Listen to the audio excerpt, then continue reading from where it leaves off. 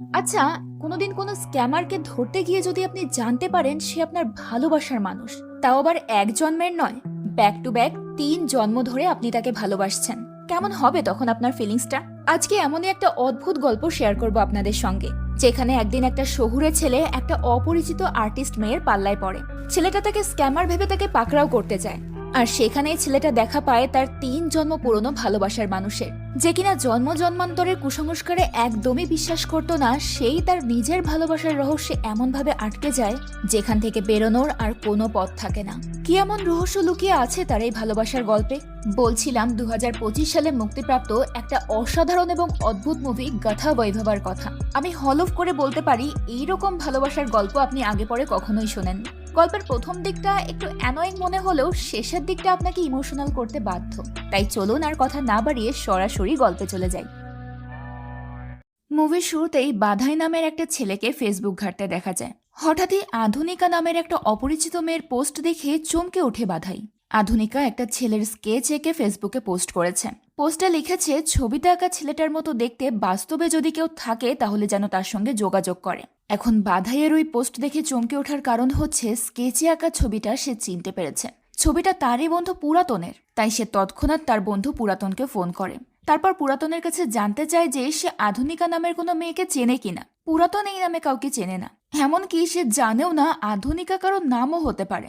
যাই হোক, বাধাইয়ার থেকে আধুনিকার ফেসবুক পোস্টের ব্যাপারে সে জানতে পারে। পুরো ব্যাপারটা ক্লিয়ার হওয়ার জন্য পোস্টে থাকা কন্ট্যাক্ট নাম্বারটা নিয়ে নেয় সে।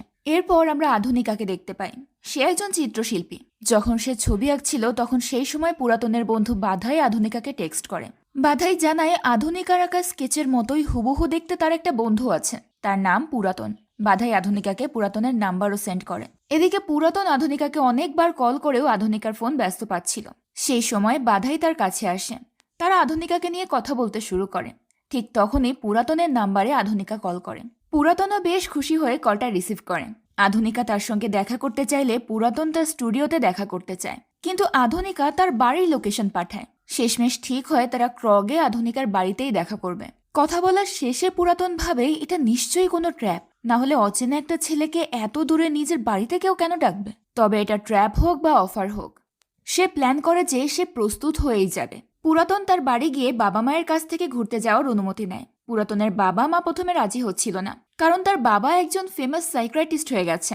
সেই উপলক্ষে অনেকেই একটা ইভেন্টে অংশ নিতে যাচ্ছে যেখানে ছেলে হিসেবে পুরাতনের থাকা উচিত, কিন্তু পুরাতন নিজেও এদিক ওদিকের যুক্তি দিয়ে ঘুরতে যাওয়ার অনুমতি নিয়ে নেয়। শেষ পর্যন্ত দুই বন্ধু বাধাই আর পুরাতন কিছু কেনাকাটা করে বেরিয়ে পড়ে আধুনিকার বাড়ি ক্রগের উদ্দেশ্যে। এরই মধ্যে বৃষ্টি আসে। তারা এক জায়গায় বসে পুনরায় সতর্ক হয়ে নেয়। বাধাই প্ল্যান করে পুরাতন মেয়েটার সঙ্গে দেখা করতে যাবে। সে সব সময় তার লাইভ লোকেশন শেয়ার করতে থাকবে। বিপদ বুঝতে পারলেই সে বাধাইকে কল করবে। ব্যাগে সেফটি হিসেবে নাইফ রয়েছে, আর আধুনিকা কোনো খাবার অফার করলে সেটা আগে আধুনিকাকেই খাওয়াবে, তারপর পুরাতন খাবে। পুরাতনের গলায় যে গোল্ডের চেইন ছিল সেটাও রেখে এসেছে বাড়িতে। তার মানে প্রস্তুতি সব ঠিকঠাকই আছে। এরপর পুরাতন লোকেশন অনুযায়ী আধুনিকার বাড়িতে পৌঁছে যায়। আধুনিকা দরজা খুলে পুরাতনকে দেখে বেশ মুগ্ধ হয়। তার নিজের আঁকা ছবিকে সে জীবন্ত দেখছে। একটু ছুঁয়ে দেখতেও ইচ্ছে করছে আধুনিকার। পুরাতনকে ভেতরে নিয়ে গিয়ে সে চা কফি অফার করে। পুরাতন তখন দুধ খেতে চায়, তবে অবশ্যই আধুনিকাকে সেটা এক চুমুক আগে খেতে হবে। এভাবেই রোম্যান্টিকতার ছলে পুরাতন নিজের সেফটি নিশ্চিত করে। আধুনিকা দুধ গরম করতে গেলে পুরাতন একটা পেপারে রাশিফল দেখতে পায়। সেখানে একটা র্যান্ডম রাশিফলে লেখা সেদিন অনলাইনে পরিচিত কোনো মেয়ের সঙ্গে দেখা করতে যাবে আর কখনোই ফিরবে না। এটা দেখে পুরাতনের মনে হয় এ বুঝি তারই ভবিষ্যতের গল্প। এমন সময় সেখানে আধুনিকা চলে আসে। সে জানায় তার মিথুন রাশি। মিথুন রাশি সম্পর্কে সেখানে লেখা যে তার পুরনো শত্রু ধ্বংস হবে। এটা পড়েই আধুনিকা বলে সে হয়তো তার পুরনো শত্রুকে পেয়েই গেছে। আধুনিকা এবার পুরাতনের রাশি ধনু সম্পর্কে পড়তে চায়, কিন্তু পুরাতন তাকে পড়তে না দিয়ে নিজেই পড়তে শুরু করে। ধনু রাশির জাতক আজ নিজের অতি নমনীয়তার কারণে বিপদে পড়তে পারে। এতটুকু পড়েই পুরাতন বলে এসব রাশিফল এত তাড়াতাড়ি সত্যি হয় না। সে হলে কখনোই টাকা খরচ করে এসব কিনতো না। এবার আধুনিকা তাকে বাইরে নিয়ে যায় গল্প করার জন্য। পুরাতন তার ব্যাগটাও সাথে নেয়, কারণ নাইফটা তো তার ব্যাগেই রাখা আছে। বাইরের ওই জায়গাটা দারুণভাবে সাজানো। আগের কালের মানুষের ব্যবহার করা কিছু জিনিসও রয়েছে সেখানে। তাদের মাঝে একটা হলো সময় নির্ধারণ করার পুরনো ঘড়ি। এখানে তারা একে অপরের সম্পর্কে জানতে পারে। পুরাতনের বাবা একজন সাইকিয়াট্রিস্ট আর মা একজন আই স্পেশালিস্ট। তবে তাদের সন্তান হিসেবে পুরাতন একেবারেই অপদার্থ। স্টুডেন্ট হিসেবে সে এতটাই খারাপ যে তার র্যাঙ্কিংয়ের সমান টাকা দিয়ে তার দিদা তাকে গোল্ড চেন কিনে দিয়েছিল। যদিও সেই চেন সে এখন বাসায় রেখে এসেছে। বর্তমানে সে বিভিন্ন শুটিংয়ের রোপ ম্যানেজমেন্টের কাজ করে। তার একটা ভিএফএক্স স্টুডিও আছে। এবার আধুনিকা জানায় যে সে একজন হর্টিকালচার স্টুডেন্ট, তবে ছবি আঁকতে তার ভীষণ ভালো লাগে। পরীক্ষার আগে আগে তার অ্যাক্সিডেন্ট হওয়ায় সে সবকিছু ভুলে গিয়েছিল, যার কারণে সে পরীক্ষায় ফেল করে। এটা শুনে পুরাতন হাসতে শুরু করে, কারণ সে ধরেই নেয় আধুনিকা তার ফেলের জন্য মিথ্যে অজুহাত দিচ্ছে। তবে তার ছবি আঁকার ব্যাপারে বেশ প্রশংসা করে পুরাতন। এরপর আধুনিকা অন্য কথায় আসে। সে জানায় এর আগেও তাদের দেখা হয়েছে। জন্মের পর এটা তাদের তৃতীয় সাক্ষাৎ। শুধু তাই নয়, আগেও তাদের জন্ম হয়েছে, আর এটা তাদের তৃতীয় জন্ম। তার এসব অদ্ভুত কথা শুনে পুরাতন হাসতে থাকে।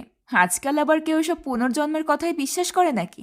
আধুনিকা বলে সে এসব কথা যাকেই বলেছে সেই হেসে উড়িয়ে দিয়েছে, কিন্তু তারপরেও সে আগের জন্মের কথাগুলো পুরাতনকে জানাতে চায়। সবকিছু শোনার পর নিশ্চয়ই তার বিশ্বাস বদলে যাবে। পুরাতন ইন্টারেস্টিং ব্যাপার মনে করে আধুনিকার কথা শুনতে শুরু করে। আধুনিকাও তখন বলতে শুরু করে তাদের প্রথম জন্মের গল্প। সেই সময় দেবতারা অভিশপ্ত এবং শক্তিহীন হয়ে পড়লে বিষ্ণুর পরামর্শে অসুরদের সঙ্গে অমৃত আহরণের জন্য সমুদ্র মন্থন শুরু করে। সেখানে মন্দারকে পর্বত মন্থন দণ্ড এবং নাগরাজ বাসুকীকে দড়ি হিসেবে ব্যবহার করা হয়েছিল। এক পাশে দেবতা, অন্য পাশে অসুর। দুই দলই প্রচণ্ড পরিশ্রম করে যাচ্ছিল। দেবতাদের বিশ্বাস ছিল ত্রিদেবের অনুগ্রহে এবং দেবতাদের পরিশ্রম আর নাগরাজের সহযোগিতায় সবই হওয়া সম্ভব। কারণ স্বর্গে জন্ম নেওয়া দেবতারা কখনোই অমৃত থেকে বঞ্চিত হবে না, প্রত্যেকেই হবে মৃত্যুহীন। এরপরেই দেখা যায় দেবকন্যা দেবী নির্বাণাকে। স্বর্গীয় পোশাকে পুঁতি জড়ি তৈরিতে সে ছিল অনন্যা। 14 জগতে কেউই তার মতো দক্ষ ছিল না। তার সৌন্দর্যে মোহিত হয়ে বনরাজ এবং আকাশের রাজপুত্র তাকে নিজের করে নিতে চেয়েছিল, কিন্তু দেবী সবাইকে প্রত্যাখ্যান করে দিয়েছেন। কিন্তু প্রশ্ন হলো, এত এত দেবতাদেরকে ফিরিয়ে দিয়ে দেবী তার হৃদয়ের গহীনে কাকে রেখেছে? এমনটাই প্রশ্ন করে দেবীর এক দাসী। তখনই সমুদ্র মন্থনে দেখা যায় অসুর দলকে, কিন্তু তারা তাদের সবচেয়ে শক্তিশালী রাক্ষসকে দেখতে পাচ্ছিল না। তার নাম ছিল রাক্ষসাংখালা। অসুরদের মধ্যেকার অদম্য বীর রাক্ষস সে, যে কিনা নিজেকে রক্তচক্ষু, লোভী, প্রতারক এবং যুদ্ধে হিংস্র হিসেবে দাবি করে। কিন্তু অদ্ভুত ব্যাপার হলো, সে যুদ্ধক্ষেত্র থেকে চলে এসেছে শুধুমাত্র দেবী কন্যা নির্বাণার খুঁজে। দেবলোকের সকল দেব এখন সমুদ্র মন্থনে ব্যস্ত, তাই এটাই তার কাছে সবচেয়ে বড় সুযোগ। শিকার এবার নিশ্চিত। এই রাক্ষস দেবলোকে পৌঁছালে দেবী কন্যার দাসীরা ভয়ে পালিয়ে যায়। রাক্ষসাংখালা এগিয়ে যায় দেবী কন্যার দিকে। দেবী কন্যার চোখে মুখে ভয়। রাক্ষসাংখালা এগিয়ে গিয়ে দেবী কন্যার হাত ধরে তাকে চন্দ্রাসন থেকে নামিয়ে আনে। তখনই মন্দার পর্বতে স্বর্গীয় দেবীরা দেখা দেয়। একে একে হিন্দু পুরাণের বিভিন্ন পবিত্র প্রাণীর দেখার মাধ্যমে সমুদ্র মন্থন সম্পন্ন। অন্যদিকে সেই দেবী কন্যাকে তার হাতের অস্ত্র দিয়ে রাক্ষসাংখালাকে আঘাত করতে দেখা যায়, কিন্তু রাক্ষসাংখালা দেবী কন্যার অস্ত্র কেড়ে নিয়ে তাকেই আটকে ফেলে। মুহূর্তেই দেবী কুমারীর চেহারা বদলে যায়। তার চোখে এখন আর কোনো ভয় নেই, শুধু আছে প্রেম। রাক্ষসাংখালার সঙ্গে আগে থেকেই তার গভীর ভালোবাসার সম্পর্ক। সে তো অনেক আগেই নিজেকে রাক্ষসাংখালার হাতে সঁপে দিয়েছে। দেখা যায় দেবীর সঙ্গে প্রেম লীলায় মেতেছে রাক্ষসাংখালা। দেবী কন্যার কাছে রাক্ষসাংখালা জানতে চায় তার রাক্ষস আচরণে দেবী কন্যা ভয় পায় কিনা। দেবী কন্যা জানায় সে কখনোই তাকে ভয় পায় না, কারণ দেব, অসুর, মানব, দানব সবাইকে তো একজনই সৃষ্টি করেছে। তাছাড়া দেব অসুরের যুদ্ধের সময় অসুররা দেবালোকে আগুন লাগিয়ে দিয়েছিল। দেবী কন্যা সেদিন সেই আগুনে নিজের জীবনের আশা ছেড়েই দিয়েছিল। সেই কঠিন সময়ে রাক্ষসাংখালাই আগুন থেকে তাকে রক্ষা করেছিল। দেবী কন্যা সেই বিপদের ঘটনা ভুলে যেতে পারলেও বিপদের সঙ্গীকে ভুলে যেতে পারবে না। এসব কথা বলতে বলতেই দেবী কন্যার মনে পড়ে অমৃতের কথা।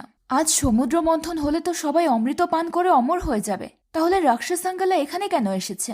রাক্ষসাংখালা জানায় দেবী কন্যা তার সঙ্গে থাকলে সে সবকিছু ত্যাগ করতে পারে। দেবী কন্যাই তার কাছে অমৃত। এমন সময় সেখানে দেবী কন্যার বড় ভাই আনামাদেবার আসার সংবাদ পাওয়া যায়। আনামাদেবাও সমুদ্র মন্থনে গিয়েছিল। দেবী কন্যা এবং রাক্ষসাংখালা বুঝতে পারে আনামাদেবার সমুদ্র মন্থন করে অমৃত পান করে তবেই ফিরে এসেছে। দেবী কন্যা তখন দেবাসুরের যুদ্ধের কথা মনে করে রাক্ষসাংখালাকে লুকিয়ে পড়তে বলে, কারণ তারা বুঝতে পেরেছে দেবাসুরের যুদ্ধে দেবতাদেরই বিজয় হয়েছে। তাই রাক্ষসাংখালা লুকিয়ে পড়ে। এরই মাঝে আনামাদেবা এসে দেবী কন্যাকে পুরো ঘটনা বলতে থাকে। আজ থেকে দেবতারা অমর, তাদেরকে আর পরাজিত করা সম্ভব নয়। তবে সমুদ্র মন্থনে সে দৃশ্যটা এখনো তার চোখে ভাসছে। পবিত্র গরু, সাদা হাতি সহ অনেক কিছুই দেখা যাচ্ছিল সেখানে। তবে এত ভালো কিছুর মধ্যেই হঠাৎ ঘটে যায় এক ভয়ঙ্কর ঘটনা। ভয়াবহ বিষ উঠে পুরো পৃথিবীতে ছড়িয়ে পড়তে শুরু করে। কিন্তু তখনই মহাদেব শিব সমস্ত বিষ শুষে নেয় আর বিষের প্রভাবে তার গলা নীল হয়ে ওঠে। তবে শিবের কিছু হয়নি। এরপর ওঠে অমৃত। রাক্ষসটা যদি এটা পান করত তাহলে সারা মহাবিশ্ব বিশৃঙ্খলায় পড়ে যেত। এই পূর্বাভাস বিষ্ণু পেয়ে গিয়েছিল। তাই মহাবিষ্ণু মোহিনী সাজে ঐশ্বরিক প্রতারণা করে রাক্ষসদেরকে অমৃত পান থেকে বঞ্চিত করে আর সকল দেবতাদের অমৃত পান করায়। আনামাদেব কিছুটা অমৃত এনেছে দেবী কন্যা নির্বাণার জন্য। সে এখন এটা পান করে অমর হতে পারবে। এটা বলে আনামাদেব অমৃতের পাত্র নির্বাণাকে দিতে যায়। এমন সময় সে রাক্ষসের দুর্গন্ধ পায়, তাই সে বলরায়াকে পুরো প্রাসাদ ভালো করে দেখতে বলে। স্বর্গালোকের রাক্ষসের গন্ধ তো স্বাভাবিক নয়। নির্বাণা এখানে একা ছিল, সেই সুযোগটাই কোনো রাক্ষস নিয়েছে। এসব শুনে রাক্ষসাঙ্গালা নিজেই বেরিয়ে আসে। সে বলে রাক্ষসদেরকে প্রতারক বলা হয়, অথচ বিষ্ণু আজ মোহিনী সেজে প্রতারণা করেছে, আর দেবতারা সেটাতে খুশিও হয়েছে। এরকম বেশ কিছু কথা কাটাকাটি হয় আনামাদেব এবং রাক্ষসাঙ্গালার মাঝে। এরপর একটা পর্যায়ে আনামাদেব রাক্ষসাঙ্গালাকে থাপ্পড় মেরে বসে। রাক্ষসাঙ্গালা নিজেও অভ্যাসবশত আনামাদেবকে আঘাত করে, কিন্তু পরক্ষণেই আবার সে আফসোস করতে শুরু করে, কারণ তার এরকম আঘাতে কেউ বেঁচে থাকতে পারে না। তবে কি সে তার প্রিয়তমার ভাইকে হত্যা করলো? এসব বলতে বলতেই আনামাদেব উঠে দাঁড়ায়, কারণ সে তো এখন অমর, কোনো আঘাতেই তার আর মৃত্যু হবে না। পুনরায় দুজনের মধ্যে যুদ্ধ শুরু হয়। নির্বাণা তাদেরকে বাধা দেওয়ার চেষ্টা করতে গিয়ে নিজেই আহত হয়ে জ্ঞান হারায়। যুদ্ধের একটা পর্যায়ে রাক্ষসাঙ্গালা বলরায়াকে পানিতে ফেলে দেয়। তারপর আনামাদেবকে থামিয়ে বলে সেখানে যুদ্ধ করতে আসেনি, সে আর নির্বাণা একে অপরকে ভালোবাসে, তাই সে আনামাদেবের অনুমতি নিতে এসেছে। তারা বিয়ে করতে চায়। এমন সময় নির্বাণার জ্ঞান ফিরলে সেও তার ভালোবাসার কথা স্বীকার করে। সব শুনে আনামাদেব তাদেরকে মেনে নিয়ে রাক্ষসাঙ্গালার সাথে আলিঙ্গন করে। এই অবস্থায় সে চিৎকার করে বলরায়াকে ডাকে। বলরায়া তার ডাকের অর্থ বুঝতে পারে এবং সাথে সাথে তার বর্ষা ছুঁড়ে মারে, যেটা রাক্ষসাঙ্গালার পিঠ ভেদ করে আনামাদেবকেও ভেদ করে যায়। এতে করে রাক্ষসাঙ্গালা তো সেখানেই মারা যায়, কিন্তু আনামাদেব অমর হওয়ার কারণে সে বেঁচে যায়। রাক্ষসাঙ্গালা মৃত্যুর আগে নির্বাণাকে কাঁদতে নিষেধ করে।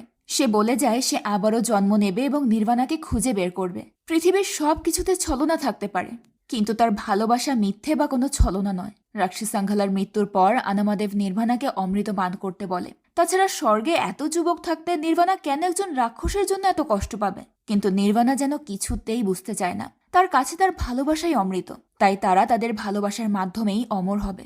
এই কথা বলে নির্বাণা তার হাতের কাকন থেকে বিষপান করে এবং রাক্ষসাঙ্গালার বুকেই আত্মহত্যা করে। এটা দেখে আনামাদেবা ভীষণ রেগে যায়।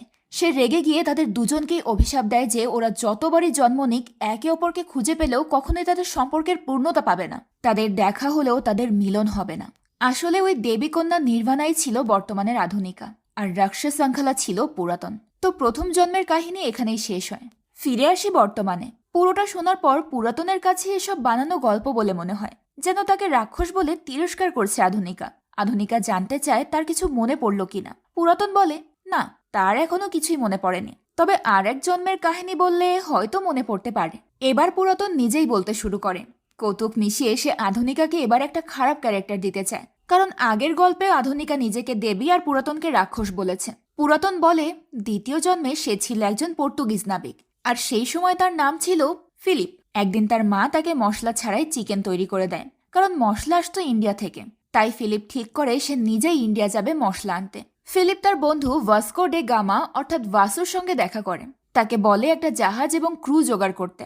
সে শীঘ্রই তাদের সঙ্গে ইন্ডিয়া যাবে মশলা আনতে। তবে এই যাত্রায় ফিলিপের নাম যেন সামনে না আসে। এই কথা শুনে ভাস্কো ডে গামা ভীষণ খুশি হয়, কারণ ইন্ডিয়া আবিষ্কারে এবার তার নামই সামনে থাকবে। সবকিছু ঠিকঠাক করার পর ভাসু জাহাজের টিমের লোকেদের সঙ্গে ফিলিপের পরিচয় করিয়ে দেয়। এদের মাঝে একজনের নাম চিকু, যে কিনা জাহাজের ব্যালেন্স দেখবে, অর্থাৎ জাহাজ কোথায় কতটুকু ওজন নিতে পারছে সেটা চিকু পর্যবেক্ষণ করবে। এখানে সবাই নিজেদের কাজে একদম পারফেক্ট। দ্বিতীয় জন্মের এতটুকু শোনার পরেই আধুনিকা কথা বলে ওঠে। সে জানতে চায় পুরাতন পর্তুগিজ নাবিক আর আধুনিকা কি ইন্ডিয়ান মেয়ে ছিল? পরবর্তীতে নিশ্চয় তারা একে অপরকে ভালোবেসেছিল। পুরাতন এবার ধাঁধায় পড়ে যায় যে এই আধুনিকাকে গল্পের কোথায় রাখা যায়। অমনি তার মাথায় একটা আইডিয়া আসে। পুরাতন আবারও বলতে শুরু করে। জাহাজ ছাড়ার আগ মুহূর্তে তারা তাদের জাহাজের ছোট্ট ফুটো দেখতে পায়, যেখান দিয়ে জাহাজে পানি উঠছিল। একজন ছুটে এসে ফিলিপকে জাহাজের ফুটোর ব্যাপারে জানায়। তখনই ফিলিপ একজন ভিখারি মেয়েকে দেখতে পায়, তার নাম এলিজাবেথ। আর এই এলিজাবেথই বর্তমানের আধুনিকা। এলিজাবেথকে ভিখারি অবস্থায় দেখে ফিলিপের ভীষণ মায়া হয়, তাই ভাসুকে বলে এলিজাবেথকে জাহাজে তুলে নিতে। জাহাজের ফুটো দিয়ে যে পানি আসছে, এলিজাবেথ সেই পানি আবার সমুদ্রে ফেলবে। এটাই তার জন্য বড় সাহায্য হবে। এলিজাবেথ জাহাজে উঠে তার কথা মতো পানিতে কাপড় ভিজিয়ে সেই পানি পাত্রে ভরে আবারও সমুদ্রে ফেলছিল। ফিলিপ এলিজাবেথকে সাহায্য করার অজুহাতে তার কাছাকাছি থাকে। এলিজাবেথ ইশারায় কথা বলছিল কারণ সে ছিল বোবা। ফিলিপ নিজের অজান্তেই এলিজাবেথকে ভালোবেসে ফেলে, তাই সে তার বন্ধু ভাসুকে তার ভালোবাসার কথা জানায়। সে বলে সমুদ্রে যত জল আছে তার চেয়ে বেশি ভালোবাসা তার বুকে রয়েছে, তাই তো জাহাজে একজন বেশি ওঠার পরেও জাহাজের ওয়েট ব্যালেন্স একদম ঠিক আছে। এরপর থেকে ফিলিপ সব সময় এলিজাবেথের খেয়াল রাখত। একটু কাশি, একটু অসুবিধা, সব সমস্যারই সমাধান করত ফিলিপ। প্রচন্ড ঠান্ডায় ফিলিপ টাইটানিকের জ্যাক আর রোজের একসঙ্গে দুহাত প্রসারিত করে সমুদ্র বিলাসের অনুভূতি পায়। তারপর এলিজাবেথের কাছে যেতেই এলিজাবেথ ইশারায় সামনে কিছু একটা দেখতে বলে। ফিলিপ তার বাইনোকুলার দিয়ে দেখে টাইটানিক আর আইসবার্গের দুর্ঘটনা। ফিলিপ তখন দ্রুত তাদের জাহাজ ঘোরাতে বলে। একটু পরেই জাহাজের নিচে জ্যাক আর রোজকে দেখা যায়। রোজ কাঠের টুকরোর ওপর আর জ্যাক সেটা আঁকড়ে ধরে পানিতে আছে। ফিলিপ জ্যাককে ডেকে বলে, কাঠের টুকরো তো বেশ বড়, জ্যাক নিজেও তাতে উঠতে পারে। এসব শুনে রোজ জ্যাককে ডেকে অন্য কোথাও চলে যায়। এলিজাবেথ ইশারায় ফিলিপের কাছে জানতে চায় সে কেন ওদের জাহাজে তুলল না। ফিলিপ জানায় যে জ্যাক মারা যাবে। এটাই ব্লকবাস্টারের ইতিহাস। তাদের জাহাজ আবারও ইন্ডিয়ার উদ্দেশ্যে চলতে শুরু করে। এরপরের সিনে ফিলিপকে জাহাজে বসে ভাবতে দেখা যায়। তখনই একজন এসে সংবাদ দেয় যে তারা এখন দুটো বিপদে পড়েছে। বড় বিপদটা হলো তাদের জমানো সব খাবার ফুরিয়ে গেছে, আর ছোট বিপদ হলো ডাকাত দল তাদের জাহাজ আক্রমণ করেছে। ফিলিপ সব শুনে প্রবলেম দিয়ে প্রবলেম সলভ করার প্ল্যান বানায়। সে সবগুলো ডাকাতকে মেরে ডাকাতদের জাহাজের রেশন নিজেদের করে নেবে, এতে সকল সমস্যার সমাধান হয়ে যাবে। এই বলেই সে বাইরে গিয়ে ডাকাতদের সঙ্গে ফাইট করতে শুরু করে। এক পর্যায়ে সকল ডাকাতকে মারতে সফল হয় ফিলিপ। ডাকাতদের বডি জাহাজের ভেতরেই এক জায়গায় জড়ো করে রাখে, যেন পরবর্তীতে কোনো ডাকাত দল এসে লাশগুলো দেখেই পালিয়ে যায়। এই সবকিছু দেখে এলিজাবেথের বেশ ভালো লাগে ফিলিপকে। ফিলিপও বুঝে যায় কিছুটা কাজ হয়েছে, তাই সে তার বন্ধু ভাসুকে একটা সুন্দর গান শেখাতে বলে, যাতে এলিজাবেথকে আরো বেশি ইমপ্রেস করা যায়। কিন্তু ভাসু যে গান গায় সেটা তো কপি হবে, তাই ফিলিপ নিজেই একটা গান লেখে। আর পুরো টিম গানটা এমনভাবে পরিবেশন করতে শুরু করে যেন এলিজাবেথ পুরোপুরি ফিলিপকে ভালোবেসে ফেলে। এলিজাবেথের মন পাওয়ার জন্য তার চেষ্টার কোনো কমতি ছিল না। এরপর তারা ইন্ডিয়ার সীমানায় পৌঁছে যায়। তখনই চিকু এসে জানায় যে জাহাজের ব্যালেন্স ঠিক নেই, ওজন বেশি হয়ে গেছে, কোনো একজনকে জাহাজ থেকে নামতে হবে। কিন্তু কে নামবে? কে এই সমুদ্রকে নিজের জীবন বিসর্জন দিতে রাজি হবে? তাই ফিলিপ সবার কাছে জিজ্ঞেস করে যে তারা কাকে জাহাজ থেকে নামিয়ে দিতে চায়। তখন জাহাজের প্রত্যেকেই আঙুল তোলে এলিজাবেথের দিকে, কিন্তু ফিলিপ তো এলিজাবেথকে মরতে দেবে না। তাই অভিনব একটা বুদ্ধি বের করে সে বলে সবকিছুতেই লেডিস ফার্স্ট, তাই এলিজাবেথকেই আগে প্রশ্ন করতে হবে। দেখা যাক সে কাকে নামতে বলে। এলিজাবেথকে জিজ্ঞেস করতে এলিজাবেথ ফিলিপের দিকে আঙুল তোলে। ফিলিপের হৃদয়ে তখন ঝড়, বৃষ্টি, আগুন সব যেন একসঙ্গে বয়ে যায়। এলিজাবেথ তার হৃদয়কে ভেঙে দিয়েছে। সে এগিয়ে যায় এলিজাবেথের দিকে। এলিজাবেথ তার হাতের ইশারায় নিষেধ করে কি যেন বোঝাতে চায়, কিন্তু তবুও সমুদ্রে ঝাঁপ দিয়ে পড়ে ফিলিপ। এরপরেই সবাইকে চমকে দিয়ে কথা বলে ওঠে এলিজাবেথ। সে বলে, ভেতরে জড়ো করে রাখা ডাকাতদের মৃত বডি ফেলে দিলে তো সব ঠিক হয়ে যেত। এবার সবাই হতবাক। এলিজাবেথ কথা বলতে পারে, তাহলে এতক্ষণ সে চুপ কেন ছিল? তার এই চুপ থাকাতেই ফিলিপকে মরতে হলো। এই পরামর্শটা কি সে আগে দিতে পারতো না? দুর্ভাগ্যবশত ফিলিপ অপূর্ণতা নিয়েই মারা যায়, আর সেই কারণেই সে আবারও জন্ম নেয়। এখানেই পুরাতন তার নিজের দ্বিতীয় জন্মের গোজামিল দাও গল্পটা শেষ করে। সত্যি বলতে এই গল্পটা একেবারেই বিশ্বাস করার মতো ছিল না। এটা বানানো গল্প ছিল, কিন্তু পুরাতন বলে সে যদি আধুনিকার বলা প্রথম জীবনের কাহিনীটা বিশ্বাস করে, তাহলে আধুনিকা কেন তার কথা বিশ্বাস করবে না? সব শুনে আধুনিকা খাবার তৈরি করার জন্য চলে যায়। পুরাতন ভাবে ভালো একটা প্রতিশোধ নিতে পেরেছে সে। খাবার টেবিলে আধুনিকা ফল কাটার জন্য ছুরিটা খুঁজে পাচ্ছিল না। তখন পুরাতন তার ব্যাগ থেকে ওই ছুরিটা বের করে দেয়। আধুনিকা আপেল কেটে দিলে পুরাতন আগে আধুনিকার খাওয়ার জন্য অপেক্ষা করে, তারপর নিজে খায়। এখান থেকে তারা আধুনিকার রুমে চলে যায়। বেশ গোছানো রুম, শুধু বিছানা নেই। পুরাতন এখানে একটা পুরানো ফ্যান দেখতে পায়। ফ্যানটা ঠিক আছে কিনা দেখার জন্য সে অন করে। সাথে সাথে সামনে বেশ কিছু কাগজ এলোমেলো হতে শুরু করে। কাগজগুলো আবারও গুছিয়ে দেওয়ার জন্য পুরাতন দুটো কাগজ হাতে নেয়। এর একটা কাগজে তার নিজেরই ছবি আঁকা দেখে সে চমকে ওঠে। ছবিটা আধুনিকা এঁকেছে। এখানে আধুনিকা তাকে আরেকটা ফটো দেখায়, যেখানে পুরাতনকে দুটো মহিষের সঙ্গে দেখা যায়। আর এখান থেকে শুরু হয় তাদের পরবর্তী জন্মের গল্প। সেই সময় আধুনিকা ছিল এক গ্রামের দুরন্ত কিশোরী। তার নাম মঙ্গলা। তার বাবা ছিল গ্রামের হাতুড়ে চিকিৎসক। জড়িবুটির ব্যবহার সে বেশ ভালোই জানত। একদিন মঙ্গলার বাবার কাছে পা ভাঙা একটা লোক চিকিৎসা নিতে আসে। মঙ্গলা তখন তার বাবার কাছে যায় তেল কেনার টাকা আনতে। তখনই রোগী এবং তার লোকের কাছ থেকে কাম্বালা রেসের ব্যাপারে জানতে পারে। রেসে প্রতিযোগিতা করতে গিয়েই লোকটা পা ভেঙেছে, আর এটা করেছে তারই প্রতিযোগী আথিপ্পা। এই রেসে আথিপ্পাকে কেউ কখনো হারাতে পারেনি, তাই তারা অন্তত একবার হলেও আথিপ্পার পরাজয় দেখতে চায়। এইসব শুনে বাবার কাছ থেকে পয়সা নিয়ে মঙ্গলা তেল কিনতে বেরিয়ে পড়ে। মাঝপথে সে দুজন কিশোরীর আলাপ শুনতে পায়। তারা বলে এবারের কাম্বালা রেসে নতুন একজন বিজয়ী হয়েছে। তার নাম চেন্নাই রাজা। সে দেখতে খুবই হ্যান্ডসাম, শুনেছি মহিষের সাথে নাকি সে একেবারে ঘোড়ার মতো দ্রুত দৌড়ায়, কিন্তু দুঃখের বিষয় সেখানে মেয়েদের যাওয়ার অনুমতি নেই, না হলে তারাও দেখতে যেত। চেন্নাই রাজার অনেক প্রশংসা শুনে মঙ্গলার মনেও আচমকা ভালো লাগা জন্ম নেয়, অথচ সে তাকে কখনো দেখেও নি। তাকে অন্তত একবার দেখতে ইচ্ছে করে মঙ্গলার। তেলের দোকানে গেলে সেখানেও সে চেন্নাই রাজার গল্প শোনে। একজন কাস্টমার জানায় সে কাম্বালা রেস দেখে এসেছে গতকাল।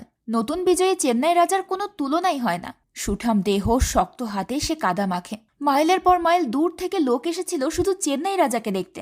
আর তার ফ্যানদের উল্লাস তো আকাশ ছোঁয়া শক্তি যোগায়। এসব শুনে মঙ্গলার মনে ভালো লাগা থেকে খানিকটা প্রেমও জন্ম নেয়। এরপর সিন শিফট হয় চেন্নাই রাজার বাড়িতে। সে তার মহিষের পায়ে সমস্যা হয় কিছুটা চিন্তিত ছিল। আসলে এখন তাকে সবাই চেন্নাই রাজা ডাকলেও তার আসল নাম শ্রীনিবাস। চেন্নাই আর রাজা দুটোই আসলে তার মহিষের নাম, কিন্তু রেসে জেতার পর থেকে শ্রীনিবাসের নিজের নাম হারিয়ে গেছে আর এখন সবাই তাকেই চেন্নাই রাজা বলে ডাকে।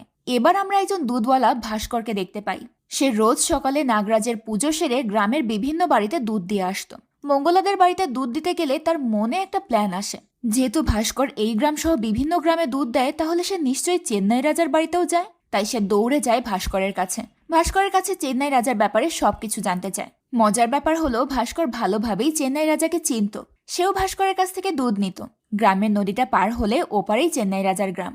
সব শুনে মঙ্গলা ভাস্করের কাছে আবদার করে যে সে চেন্নাই রাজাকে একবার দেখতে চায়। তাই ভাস্কর যেন একবার তাকে গিয়ে আবেদনটা।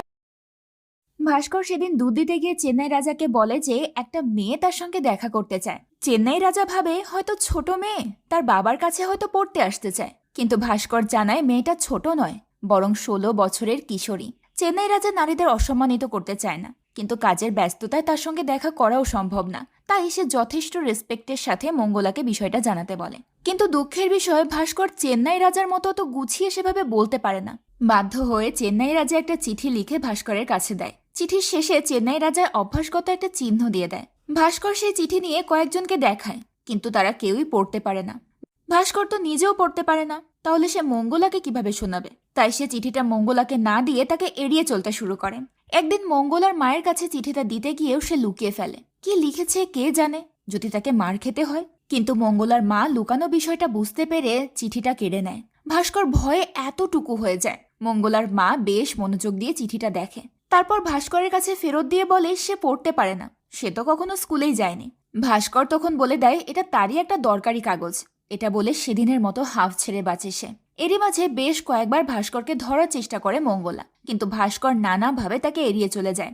একদিন মঙ্গলা রাস্তার পাশে গাছের ধারে লতার দড়ি বেঁধে রাস্তার ওপরে দিয়ে লতার মাথা ধরে রাখে।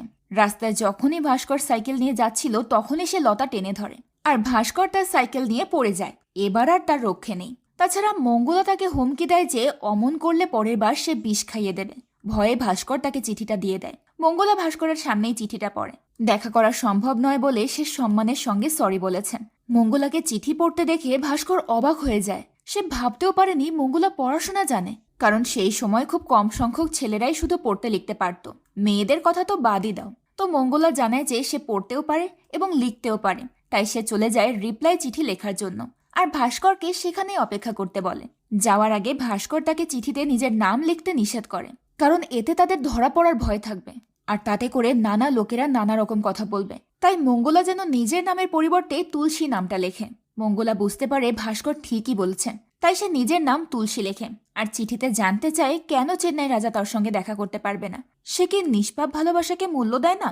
ভাস্করের চিঠি নিয়ে চলে যায় চেন্নাই রাজার বাড়ি। সেদিন চেন্নাই রাজার বাবা চেন্নাই রাজাকে একটা মেয়ের কথা বলে। মেয়েটা দেখতে শুনতে অসাধারণ। তাছাড়া মেয়ের বাবাও চায় তার মেয়েকে চেন্নাই রাজার সঙ্গে বিয়ে দিতে। কিন্তু চেন্নাই রাজা জানায় সে এমন একজনকে বিয়ে করবে যে পড়তে এবং লিখতেও জানে। কিন্তু এরকম মেয়ে তো পাওয়া কঠিন, কারণ সেই সময় রাজকুমারী অথবা দেবদাসীরা ছাড়া কোনো মেয়েই পড়াশোনা জানত না। এমন সময় ভাস্কর চেন্নাই রাজাকে একটু দূরে নিয়ে যায়। তারপর মঙ্গলার লেখা ওই চিঠিটা দেয়। নাম তুলসী, দেবদাসী কিংবা রাজকুমারী নয়। তবে সে পড়ালেখা জানলো কিভাবে সেটা ভাস্করও জানে না। তো চেন্নাই রাজা চিঠিতে খুব সুন্দর করে লেখা দেখে তাকে জানতে চায় তুলসী লেখাপড়া কোথায় শিখেছে। তারপর চিঠি শেষে সে সেই চিহ্নটা দিয়ে দেয়। এবার চিঠি পাঠিয়ে দেয় ভাস্করের কাছে, সাথে বকশিসও। মঙ্গলাও চিঠির উত্তর দেয়। সে এক দেবদাসীর কাছ থেকে লেখাপড়া শিখেছেন, তার থেকে একটা কলমও পেয়েছেন। এরপর থেকে শুরু হয় নিয়মিত চিঠির আদান প্রদান। মঙ্গলা কাম্বালা রেস সম্পর্কে জানতে চায়, আর চেন্নাই রাজাও সেটা খুশি মনে বর্ণনা করে। একদিন তারা ঠিক করে তারা দেখা করবে। চেন্নাই রাজা মঙ্গলাকে সবুজ শাড়ি পরে দেবীকে সাক্ষী রেখে শান্ত পানির পাশে দেখতে চায়। এই চিঠির ইঙ্গিত অনুযায়ী মঙ্গলা বাড়ির পাশের মন্দিরের কাছে যায়। মন্দিরের কাছে একটা পুকুর আছে। মঙ্গলা নিজের মায়ের সবুজ শাড়ি পরেই সেখানে চেন্নাই রাজার জন্য অপেক্ষা করতে থাকে। অন্যদিকে চেন্নাই রাজাও আসে নদীর পাড়ে। নিজের ভুল বোঝাবুঝিতে একজন পুকুর পাড়ে অপেক্ষা করে, অন্যজন নদীর পাড়ে। তাই সেদিন আর তাদের দেখা হয় না। পরবর্তীতে তারা আবারও চিঠির মাধ্যমে নিজেদের ভুল বুঝতে পারে, আর তারা সিদ্ধান্ত নেয় পরের বার আর এই ভুল করবে না। তাদের না দেখা প্রেম চিঠিতে লেনদেন হতে থাকে। চেন্নাই রাজার এখন দুটো কাজ, মঙ্গলাকে চিঠি লেখা আর মহিষ দুটোর যত্ন নেওয়া। খুব আদরের মহিষ তার। রোজ গোসল করানো, তেল লাগানো নিজের হাতেই করে চেন্নাই রাজা। কিছুদিনের মধ্যেই পুজো আসে। আশেপাশের সব গ্রামের লোকেরাই পুজোতে আসে। সেখানে অনেকবার মঙ্গলা আর চেন্নাই রাজার দেখা হয়, কিন্তু কেউ কাউকে চিনত না, তাই কথাও হয় না। এরই মাঝে আবারও রেস হয়। ফাইনাল রেসে বিজয়ী হয় চেন্নাই রাজা। কথা ছিল ফাইনাল রেসের পর তারা দেখা করবে, তাই এখন শুধু অপেক্ষা, শীঘ্রই তাদের দেখা হবে। এরপর একদিন মঙ্গলার বাড়িতে একজন ঘটক আসে। মঙ্গলার বাবা মেয়েকে খাবার পরিবেশন করার ছলে ঘটককে দেখায়। তারপর মেয়ের জন্য একটা সুপাত্র খুঁজে আনতে বলে। তবে মেয়ে যে পড়াশোনা জানে সেই বিষয়টা ঘটককে গোপন রাখতে অনুরোধ করে। তাদের ধারণা বিয়েতে মিথ্যে বললে পাপ হয় না। তাছাড়া গ্রামের লোকেরা লেখাপড়া জানা মেয়েদেরকে ভালো বলে না। এদিকে মঙ্গলা আর চেন্নাই রাজার পুনরায় দেখা করার দিন চলে আসে। চেন্নাই রাজা নিজেকে পরিপাটি করে সাজিয়ে বেরিয়ে পড়ে। নদী পার হয়ে মঙ্গলাদের গ্রামের পাড়ে আসতেই কেউ তার মাথায় পেছন থেকে আঘাত করে। চেন্নাই রাজা তখন পেছনে ফিরে দেখতে পায় তার কাম্বালা রেসের প্রতিদ্বন্দ্বী আথিপ্পাকে। আথিপ্পা তার লোকজনদেরকে নিয়ে এসেছে চেন্নাই রাজাকে মারার জন্য।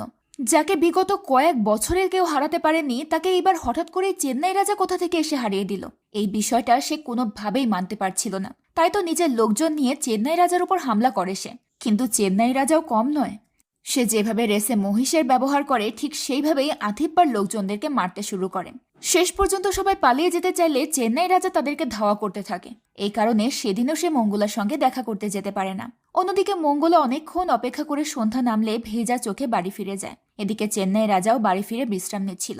সেই সময় ভাস্কর এসে জানতে চায় যে সে কেন তুলসীর সঙ্গে দেখা করতে যায়নি। তুলসী সন্ধ্যা পর্যন্ত অপেক্ষা করে শেষে মনে দুঃখ নিয়ে বাড়ি ফিরে গেছে। প্রচন্ড কেঁদেছে মেয়েটা। এই কথা শুনে চেন্নাই রাজারও মনটা খারাপ হয়ে যায়। সে ভাস্করের মাধ্যমে সংবাদ পাঠায় যে পরদিন একই সময়ে সে অবশ্যই তুলসীর সঙ্গে দেখা করতে যাবে। পরদিন সকালে ঘুম থেকে উঠে আবারও তৈরি হয়ে নেয় চেন্নাই রাজা। ঠিক সেই মুহূর্তে একজন এসে তাকে জানায় যে তার মহিষ চেন্নাই আর শ্বাস নিচ্ছে না। সাথে সাথে চেন্নাই রাজা দৌড়ে গোয়ালে যায়। সে দেখতে পায় সেখানে চেন্নাই নামের ওই মহিষটা মরে পড়ে আছে। পাশেই রাজা নামের মহিষটা চোখের অশ্রু ঝরাচ্ছে। চেন্নাই রাজা চিৎকার করে কাঁদতে থাকে। তার এত আদরের মহিষ আজ তাকে ছেড়ে চলে গেছে, আর কখনোই ফিরবে না।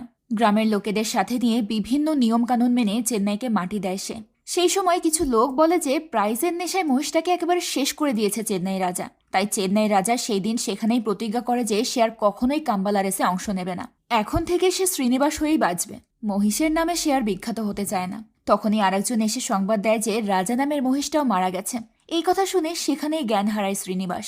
এরপর থেকে ভাস্কর আর দুধ নিয়ে মঙ্গলাদের বাড়িতে আসে না। অন্য একজনকে পাঠায় শুধু দুধ দেওয়ার জন্য, আর তাকে বলে দেয় ভাস্করের গরু অসুস্থ, তাই সে আসতে পারেনি। মঙ্গলা বুঝতে পারে না কি এমন। এদিকে শ্রীনিবাস তার মহিষের শোকে পাগল প্রায়। সে চেন্নাই রাজার নাম বলে ঘুমের মধ্যেই চিৎকার করে ওঠে। তাদের রেসে ব্যবহৃত জিনিসগুলো নিয়ে কাঁদে। শ্রীনিবাসের বেশিরভাগ সময় কাটে ওয়্যার হাউসে। গ্রামের কিছু লোক তাদের মহিষ জোড়া নিয়ে আসে, সেগুলো দিয়ে শ্রীনিবাসকে রেসে লড়াবে বলে।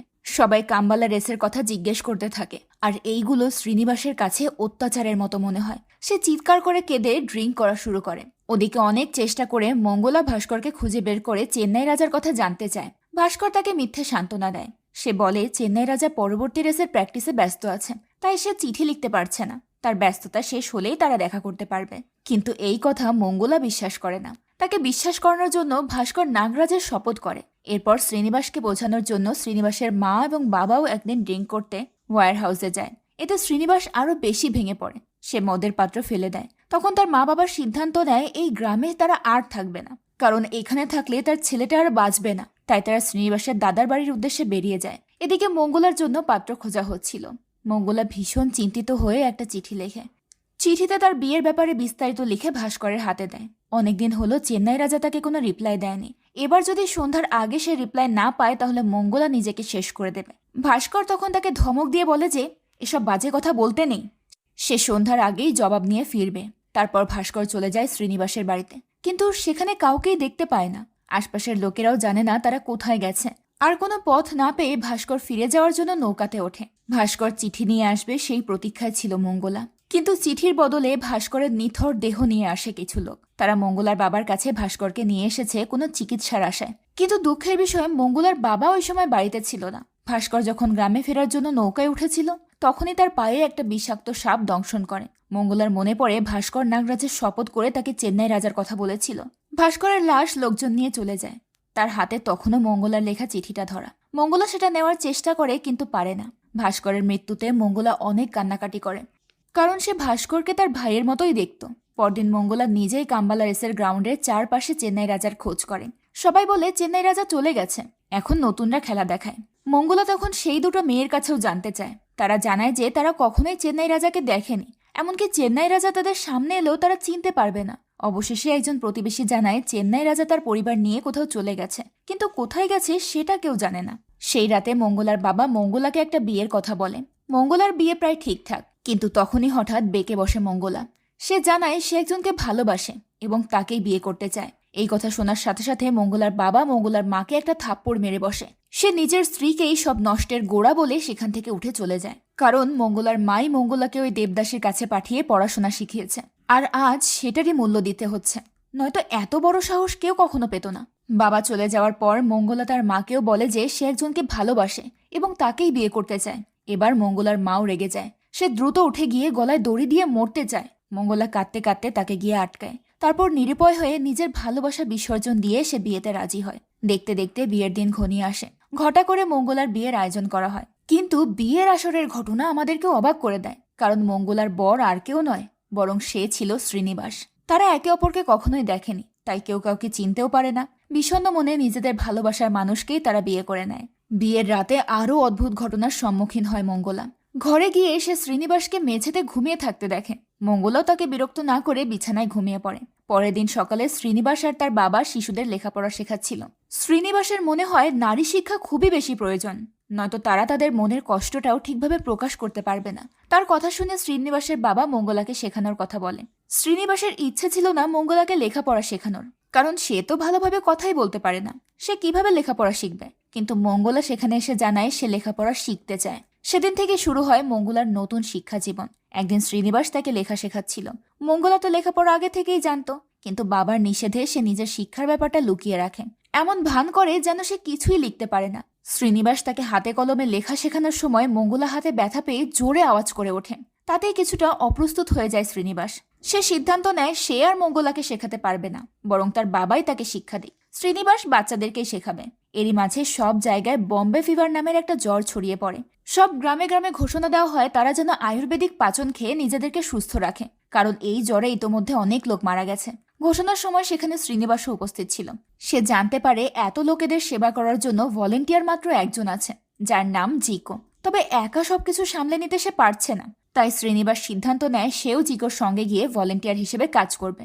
দ্রুত বাড়ি গিয়ে সে তার ব্যাগপত্র গুছিয়ে নেয়। শিক্ষিত ছেলে হয়ে সে ঘরে বসে থাকতে পারবে না। যেহেতু পুরো গ্রামে রোগটা ছড়িয়ে পড়েছে, তাই সে বাড়ির সবাইকে তাদের পুরনো গ্রামের বাড়িতে ফিরে যেতে বলে।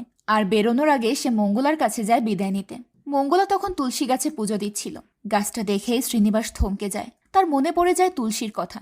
যাই হোক, সে মঙ্গলার কাছ থেকে বিদায় নিয়ে গ্রামে বেরিয়ে পড়ে। আর মঙ্গলা তার শ্বশুর শাশুড়িকে নিয়ে নদী পার হয়ে তাদের সেই চেন্নাই রাজার পুরনো বাড়িতে গিয়ে ওঠে। এদিকে প্রচুর বৃষ্টি হয়, জ্বরের প্রকোপ আরও বেড়ে যাচ্ছিল। শ্রীনিবাস প্রাণপণে রোগীদের সেবা করে যাচ্ছিল। একদিন তাদের সঙ্গে যোগ দেয় শ্রীনিবাসের শ্বশুর শাশুড়ি, কারণ তারাও তো হার্বাল চিকিৎসা দিতে জানে। কিন্তু তারা এসে বুঝতে পারে সেখানে রোগীদের তুলনায় মেডিসিন অনেক কম। শ্রীনিবাসের শ্বশুর বাড়িতে বেশ কিছু মেডিসিন তৈরি করা আছে, তাই শ্রীনিবাসের শ্বশুর ওষুধ আনার জন্য আবারও বাড়িতে যেতে চায়, তবে তার শাশুড়িকে এখানেই রেখে যাবে। এই সময় শ্রীনিবাসের শ্বশুর বুঝতে পারে যে কোনো কারণে শ্রীনিবাসের মন খারাপ থাকে। সে ভাবে হয়তো তার মেয়ের বাচ্চা হচ্ছে না। তখন শ্রীনিবাসকে অভয় দিয়ে বলে যে চিন্তার কোনো কারণ নেই, সে তার মেয়েকে মেডিসিন দেবে, এতে তার বাচ্চাও হবে আর তার পরিবারের শান্তিও নেমে আসবে। আর সে বাড়ি ফেরার সময়ই শ্রীনিবাসের বাড়ি হয়ে যাবে। মেয়ের সঙ্গে সে দেখা করে যাবে। এসব শুনে শ্রীনিবাস ভেতরে চলে যায়। সে বুঝতে পারে তার স্ত্রীর কোনো দোষ নেই, বরং দিনের পর দিন সে নিজের স্ত্রীর সঙ্গে অন্যায় করে আসছে। আসলেই তো, মেয়েটার তো কোনো অপরাধ নেই। তাই সে মঙ্গলাকে একটা চিঠি লেখে আর চিঠিটা পাঠিয়ে দেয় মঙ্গলার বাবার কাছে। চিঠিতে সে লেখে সে খুব শীঘ্রই তার স্ত্রীর পাশে আসবে, কয়েকদিনের মধ্যেই ঘরে ফিরবে সে। আর লেখা শেষে অভ্যাসগত সেই চিহ্নটাও এঁকে দেয়। চিঠি এবং মেডিসিন নিয়ে মঙ্গলার বাবা শ্রীনিবাসের বাড়িতে পৌঁছে যায়। তারপর মঙ্গলাকে ডেকে বাচ্চা হওয়ার জন্য মেডিসিন এবং ওই চিঠিটা দেয়। তবে সে বাড়ির ভেতরে যায় না, কারণ মহামারীর রোগীদের কাছ থেকে আসছে সে। মঙ্গলা বাবার সঙ্গে কথা বলে ভেতরে যায়। একসময় চিঠিটা খেয়াল করতে লেখার শেষে চেন্নাই রাজার আঁকা চিহ্নটা সে দেখতে পায়। তার মনে পড়ে যায় চেন্নাই রাজা তো এরকমই চিহ্ন আঁকত। এসব মনে পড়তেই মঙ্গলা ছুটে যায় তার শ্বশুরের কাছে, জানতে চায় সে চেন্নাই রাজাকে চেনে কিনা। তখন তার শ্বশুর জানায় শ্রীনিবাসই চেন্নাই রাজা। সেই কাম্বালারেসে চমক দেখাতো, তার মহিষ যেন দৌড়াতো না, উড়ে যেত। তারপর সে মঙ্গলাকে শ্রীনিবাসের রেসে জেতা মেডেলগুলো দেখাতে থাকে। 13 বার গোল্ড মেডেল জিতেছে সে। সবাই শ্রীনিবাসকেই চেন্নাই রাজা বলে ডাকত। এসব দেখে মঙ্গলার মনে খুশির ঢেউ বয়ে যায়। তার স্বামী, তার ভালোবাসা, তাহলে আর দেরি কেন? মঙ্গলার মন ছুটে যায় শ্রীনিবাসের কাছে। সে তার শ্বশুরের কাছে আবদার করে যে সেও শ্রীনিবাসের কাছে যেতে চায়। সে একবার তাকে দেখবে। সে আর দেরি করতে চায় না। সে এখনই রওনা হবে। শ্বশুরমশাই আর কোনো উপায় না পেয়ে মঙ্গলাকে শ্রীনিবাসের কাছে নিয়ে যাওয়ার বন্দোবস্ত করেন। মঙ্গলা সবুজ শাড়ি পরে শ্বশুরকে টেনে নিয়ে দ্রুত ঘর থেকে বের হয়।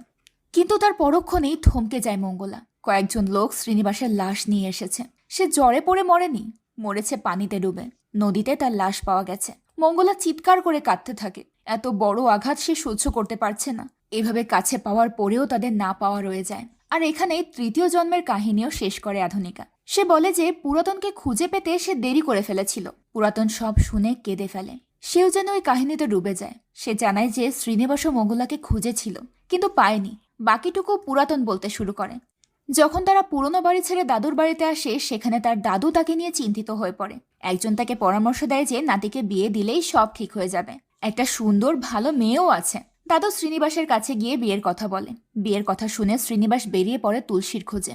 মঙ্গলার গ্রামের অনেককেই তুলসীর ব্যাপার জিজ্ঞেস করে, কিন্তু কেউই তুলসীকে চিনত না। একদিকে শ্রীনিবাস খুঁজে বেড়াচ্ছিল তুলসীকে, আর অন্যদিকে মঙ্গলা খুঁজে বেড়াচ্ছিল চেন্নাই রাজাকে। এমনকি শ্রীনিবাস লোক দিয়েও তুলসীকে খুঁজেছে। একটা পর্যায়ে লোকটোর মঙ্গলার মায়ের কাছেও যায়, কিন্তু কেউই জানতো না যে মঙ্গলাই সেই তুলসী। শেষে শ্রীনিবাসের মা শ্রীনিবাসের পায়ে ধরে তাকে বিয়ে করানোর জন্য রাজি করেন। বাধ্য হয়ে বিয়ে করে নেয় শ্রীনিবাস। এরপর মহামারীর এক রাতে শ্রীনিবাস আর তার শাশুড়ি সাবিত্রী ওষুধ তৈরি করছিল। সাবিত্রীর মানব সেবায় আগ্রহ দেখে শ্রীনিবাস তাকে ধন্যবাদ জানায়। কথায় কথায় সাবিত্রী জানায় যে তাদের গ্রামে ভাস্কর নামের এক দুধওয়ালা ছিল। মঙ্গলার সঙ্গে তার ছিল ভাই বোনের সম্পর্ক। ওরা একজন চিঠি লিখত আর একজন পড়তো। এইভাবেই খুনসুটি করতো তারা। হঠাৎই একদিন ভাস্করকে সাপে কাটে, কিন্তু সেদিন মঙ্গলার বাবা বাড়ি ছিল না, তাই ভাস্করও মারা যায়। এরপরেই তারা প্রতিজ্ঞা করে যে যারই অসুখ হোক না কেন তারা চিকিৎসা দেবে। যেখানেই অসুস্থতার খবর শুনবে তারা ছুটে যাবে। সাবিত্রীর থেকেই শ্রীনিবাস জানতে পারে যে মঙ্গলা এক দেবদাসীর কাছ থেকে পড়াশোনা শিখেছিল। মঙ্গলা আগে থেকেই পড়ালেখা জানতো, আর সে চিঠি লেনদেন করত ভাস্করের কাছে। দুধওয়ালা ভাস্করের চিঠি লেনদেনের বিষয়টা শুনেই শ্রীনিবাস বুঝতে পারে তার স্ত্রী হলো তুলসী, যাকে কিনা সে এত দিন ধরে বাইরে খুঁজেছে। সে তার ঘরেই রয়েছে। তখনই মন ছুটে যায় শ্রীনিবাসের। সে মঙ্গলাকে দেখার জন্য পাগল হয়ে ওঠে। রাতের অন্ধকারে প্রচণ্ড বৃষ্টির মাঝেই বাড়ির পথে পা বাড়ায় সে। কিন্তু এত বৃষ্টিতে কোনো মাঝি নৌকা ছাড়তে রাজি হচ্ছিল না। কিন্তু শ্রীনিবাসেরও তো মন মানছে না, তাই সে নদীতে ঝাঁপিয়ে পড়ে। সাঁতরেই পার হবে সে নদী। তার মনকে শান্ত করতে হলে মঙ্গলাকে একবার দেখতেই হবে তার। সাঁতারে সে কম ছিল না। এরকম 2-3টা নদী পার হওয়ার শক্তি তার ছিল। কিন্তু অনেকক্ষণ সাঁতরানোর পর ঘটে আরেক দুর্ঘটনা। দ্রুত গতিতে ভেসে আসা একটা গাছের গুঁড়ি আঘাত করে শ্রীনিবাসের মাথায়, আর তাতেই শক্তি হারিয়ে মারা যায় শ্রীনিবাস। আর এই কারণেই তৃতীয় জন্মেও তারা এক হতে পারে না। গল্পটা এখানেই শেষ করে পুরাতন। এরপর আমরা আবারও বর্তমানে ফিরে আসি। পুরাতন আর আধুনিকা একে অপরকে ভালোবাসার আবেশে জড়িয়ে নেয়। কয়েক জন্মের প্রতীক্ষা তাদের। এরপর পুরাতন বাসায় ফিরে সে তার বাবার সঙ্গে দেখা করে। বাবাকে জানায় মানুষের জীবনে বিজ্ঞানের বাইরেও অনেক কিছু ঘটে, আর সেরকমটাই ঘটেছে পুরাতনের জীবনে। আর এজন্যই সে ক্রক থেকে 2 দিনের ভেতরেই ফিরে এসেছে। সে আধুনিকার বলা ওই 3 জন্মের গল্প খুব সিরিয়াস হয়ে বলে। সব শুনে পুরাতনের বাবা পুরাতনের মাথায় একটা টুকলি দিয়ে হেসে ওঠে, কারণ পুরাতন যে 3 জন্মের গল্প এতক্ষণ শুনিয়েছে সেটা তার বাবারই লেখা। এটা শুনে পুরাতন একেবারে হতভম্ব হয়ে যায়। সে কিছু বুঝতেই পারছিল না। তখন পুরাতনের বাবা একটা ফাইল থেকে তার একটা রোগীর ছবি দেখায়। রোগীর মাথায় কোনো চুল ছিল না, ভারসাম্যহীন দেখাচ্ছিল তাকে। পুরাতন ওই ছবি দেখে আরো বেশি চমকে ওঠে, কারণ ছবিটা ছিল আধুনিকার। তার বাবা আধুনিকার ছবি কোথায় পেল, তাও আবার এই অবস্থায়? তখন পুরাতনের বাবা বলতে শুরু করে, আধুনিকা 2 বছর আগে পরীক্ষা দেবার পথে ভয়াবহ অ্যাক্সিডেন্ট করে। তারপর 6 মাস তার পর্যবেক্ষণে ছিল। আধুনিকা শারীরিকভাবে রিকভার হতে পারলেও মানসিক ট্রমা থেকে এখনো বের হতে পারেনি।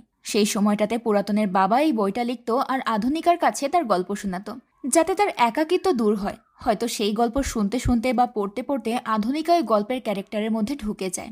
আর সেই সময় হয়তো কোনোভাবে তাদের ফ্যামিলি ফটোতে পুরাতনকে দেখেছিল আধুনিকা, আর সেই জন্যই সে পুরাতনকে হিরো ক্যারেক্টারে চিন্তা করে। সব শুনে তো পুরাতনের একেবারে মাথায় হাত। সেও কি তাহলে পাগলের সঙ্গে পাগল হয়ে গিয়েছিল নাকি? এই গল্প সে এমনভাবে বিশ্বাস করেছিল যেন সে নিজেও এই গল্পে ঢুকে গিয়েছিল। তাহলে এখন কি হবে? তখন তার বাবা বলে যে চিন্তার কোনো কারণ নেই, মেয়েটা খুব ভালো, সে খুব দ্রুতই পুরোপুরি সুস্থ হয়ে যাবে। আর মেয়েটা যদি তাকে আগের জন্মের ভালোবাসা মেনেই থাকে তাহলে পুরাতনই হতে পারে তার শেষ চিকিৎসা। খুব শীঘ্রই সে আধুনিকার বাবার সঙ্গে কথা বলে বিয়ের অ্যারেঞ্জমেন্ট করবে। পুরাতন এই কথা শুনে খুব খুশি হয়। বিয়ের কথাবার্তা এগিয়ে যায়। পুরাতন তাদের রাশি দেখে বলে 1 সপ্তাহ পরেই তাদের শুভ দিন। দেখতে দেখতে বিয়েও হয়ে যায়। বিয়ের রাতে পুরাতন আবার পুরনো গল্প করে। তারপর সে আধুনিকাকে জানায় যে সে যে আগের জন্মের গল্পগুলোকে বিশ্বাস করে সেগুলো সবই মিথ্যে, বরং সে পুরাতনের বাবার গল্প পড়ে এমনটা ভাবছে। পুরাতন বিস্তারিত বোঝানোর চেষ্টা করে। তখন আধুনিকা তাকে পাল্টা প্রশ্ন করে যে সে না হয় অ্যাক্সিডেন্টের পর গল্প পড়ে ক্যারেক্টারে ঢুকে গেছে, কিন্তু পুরাতন তো আর অ্যাক্সিডেন্ট করে গল্পটা পড়েনি। তাহলে সে মঙ্গলার বাকি গল্পটা কিভাবে জানলো আর বলতেই বা পারলো কি করে? এর পিছনে কি যুক্তি হতে পারে? আসলে সত্যিটা হলো আধুনিকা অসুস্থ থাকা অবস্থায় ওই গল্পগুলো পুরাতনের বাবাকে বলতো। পুরাতনের বাবা মূলত আধুনিকার গল্প শুনেই ওই বইটা লিখেছে। আধুনিকা এসব কথা অনেককেই বলেছে, কিন্তু কেউ বিশ্বাস করেনি। কিন্তু পুরাতনের বাবা বিশ্বাস করেছিল, আর নয়তো বিশ্বাসের অভিনয় করেছিল। পুরাতন পরীক্ষা করে দেখার জন্য বাবার বইটা দেখতে পারে। ওখানে আধুনিকা যেটুকু বলেছে সেইটুকুই লেখা আছে, পুরাতনের বলা পার্টটা সেখানে লেখা নেই। পুরাতন বই ঘেটে দেখে যে আধুনিকা সত্যি বলছে, তাই সে দ্রুত নিচে গিয়ে বাবার কাছে বলে। সেখানে সে তার বাবাকে আধুনিকার বিশ্বাসের কথাগুলো বলে। পুরাতনের বাবা সাইকিয়াট্রিস্ট হিসেবে বুঝতে পারে এটা শুধু আধুনিকার বিশ্বাস নয়, এটা তার ছেলে পুরাতনও বিশ্বাস করেছে। আর তাই সে পুরাতনকে বলে যে পুরাতনের গল্পটাও তার ড্রাফটে লেখা রয়েছে, কিন্তু ওই অংশটা সে বইয়ে প্রকাশ করেনি। এটা শুনে পুরাতন তার বাবার ক্লিনিকের দিকে যায়। তাকে আজ এই রহস্যের সমাধান পেতেই হবে। যাওয়ার সময় আধুনিকা তাকে ফোন করে। রাতের বেলা ক্লিনিকে যাচ্ছে শুনে আধুনিকা চিন্তায় পড়ে যায়। তার ভেতরে হারানোর ভয় জেগে ওঠে। এদিকে ক্লিনিকে পৌঁছে পুরাতন তার বাবার লেখা বইয়ের ড্রাফটটা খুঁজে বের করে। সেটা নিয়ে বাড়ি ফেরার পথে সে ড্রাফটটা পড়ে শেষ করে। এরপর সে ক্লান্ত হয়ে কফি খেতে নামে। সেখানে পূজা হচ্ছিল। এমন সময় আবারও আধুনিকা তাকে ফোন করে। পুরাতন ক্লান্ত হয়ে পড়েছে শুনে সে সাথে সাথে ক্যাব নিয়ে সেখানে যেতে চায়, কারণ ক্লান্ত অবস্থায় ড্রাইভ করলে যে কোনো বিপদ হতে পারে। পুরাতন গাড়ি থেকে নেমে পূজার আগুনের ড্রাফটের পাতাগুলো পুড়িয়ে ফেলে। যদিও সত্যি মরে না, কিন্তু কিছু কিছু সত্যি মরে যাওয়াই ভালো। আধুনিকা না হয় তার ভালোবাসার বিশ্বাস নিয়েই বেঁচে থাকুক। বাবা যেমন পুরাতনের জীবন, তেমনি আধুনিকা তার অর্ধাঙ্গিনী। তাই এই ড্রাফট অমীমাংসিতই থাকুক। এরই মাঝে আধুনিকা সেখানে পৌঁছে যায়। গিয়ে পুরাতনের কাছে জানতে চায় যে সে ড্রাফটটা পড়েছে কিনা। পুরাতন বলে অন্ধকারে সে পড়তে পারেনি, তাই সে এখানে এসে পূজার আগুনের আলোতে পড়তে যায়। আর তখনই তার হাত থেকে ওই ড্রাফটের ফাইলটা আগুনে পড়ে গিয়ে পুড়ে যায়। আধুনিকা তখন বুঝতে পারে পুরাতন মিথ্যে কথা বলছেন, তাই সে আবারও সত্যিটা জানতে চায়। তখন পুরাতন প্রশ্ন এড়িয়ে গিয়ে বলে তাদের এখন বাড়িতে ফেরা উচিত। এমন সময় আধুনিকা দেখতে পায় পুজোর মহিষটা ছুটে আসছে তাদের দিকে। সবাই দিক বিদিক ছুটে পালাচ্ছে। মহিষটা এসে পুরাতনকে আক্রমণ করতেই যাবে, ঠিক সেই মুহূর্তে পুরাতন ঘুরে দাঁড়ায় এবং মহিষের শিং ধরে ফেলে। হঠাৎই যেন তার মধ্যে সেই চেন্নাই রাজা ভর করেন। মহিষের সঙ্গে বেশ কিছুক্ষণ শক্তি দিয়ে তাকে বশ করে ফেলে। তাকে এইভাবে মহিষকে শান্ত করতে দেখে পুজোর সকলেই তার প্রশংসা করে। এতগুলো প্রাণ বাঁচানোর জন্য পুরোহিত তাকে আশীর্বাদ করে। আধুনিকা তখন খেয়াল করে যে এই আশীর্বাদ দেওয়া পুরোহিত তাদের প্রথম জন্মে অভিশাপ দেওয়া সেই দেবতা, অর্থাৎ দেবী কন্যা নির্বাণার ভাই আনামাদেবা। এবার আনামাদেবার আশীর্বাদে তাদের অভিশাপ মুক্ত হয়। আধুনিকা বুঝতে পারে পুরাতনই তার 3 জন্মের প্রেমিক, আর পুরাতনই তার শ্রীনিবাস। না হলে শহরে থাকা পুরাতন কিভাবে মহিষের সঙ্গে লড়াই করত? 3 জন্মের অপূর্ণতা অবশেষে পূর্ণতা পায়, আর আনামাদেবার অভিশাপ কাটিয়ে শেষ হয় এই গল্পটা। তো গল্পটা আপনাদের কাছে কেমন লেগেছে অবশ্যই কমেন্ট করে জানাবেন। আর এমন সব সুন্দর সুন্দর গল্প দেখার জন্য আমাদের চ্যানেলটার সাথেই থাকবেন। আজকের মতো বিদায় নিচ্ছি। দেখা হবে পরের ভিডিওতে। আল্লাহ হাফেজ।